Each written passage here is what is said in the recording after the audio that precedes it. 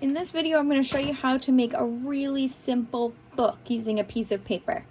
Now, I'm using a purple piece of paper today because I think it'll make it easier to see on my white table, but you can use any color of paper or any kind of paper you want, depending on what kind of things you think you might put into your book. So it's pretty simple. It's mostly just folding and one little line that we have to cut, and that's about it. So here goes. First thing you're going to do is you're going to fold your paper in half one way. This way is kind of like our birthday card way. And remember, those of you that have had me, especially in those younger grades, we talk about lining up those edges and pushing down and then using our hand to smush. Push and smush helps us make those really nice folded, nice straight folded lines. Now what we're going to do is we're going to fold our paper up the other way. And again, I'm going to line those edges up as best I can, push down and smush those edges in.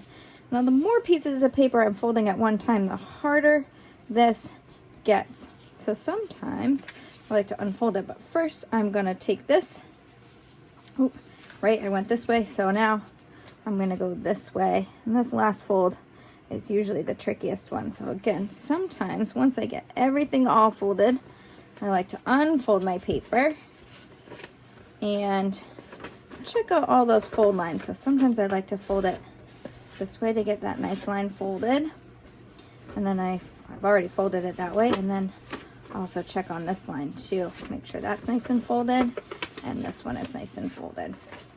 So now that I have my paper folded, you can see that there's 4 boxes on top, 4 boxes on the bottom. What I'm going to do is I'm going to fold my paper in half like this. And I'm going to see the center line right here, and I'm going to use my scissors to cut along that center line right until I meet up with that fold line there. Here goes. Right like that. I have this opening.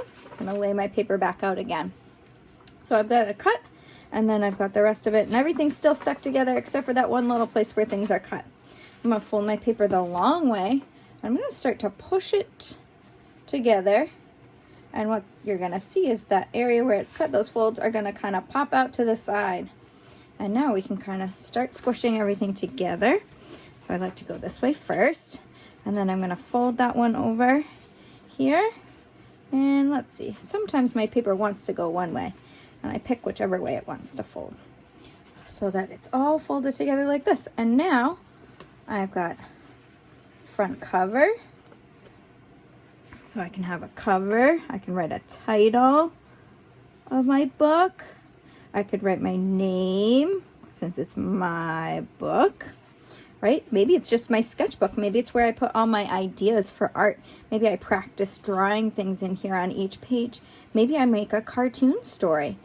Maybe I use it to write down some math problems I'm practicing. Maybe I'm practicing my multiplication tables and I write down 2 times 2, and then I put the answer on the back, right, which would be 4. So I can keep going through here, and then I have my back cover here, and there you are, a pretty easy to make nice little book with a bunch of pages that you could use for all sorts of things. I can't wait to see what kinds of things you guys come up with to put inside your new books. Whether it be drawings, whether it be help for your schoolwork, or maybe it's just some notes.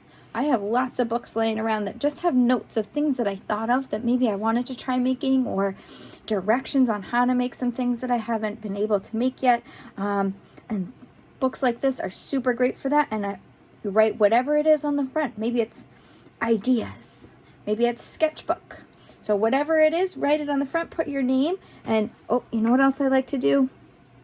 Put the date. I like to be able to know when I started something. I put the date on all my artwork. So now I have this beautiful book that I'm going to fill up with something. I don't know what yet, but hopefully you guys will have some ideas to put inside your books. Hope this gave you a good idea of something fun to make at home. And I can't wait to see all the pictures that you guys send me. Bye.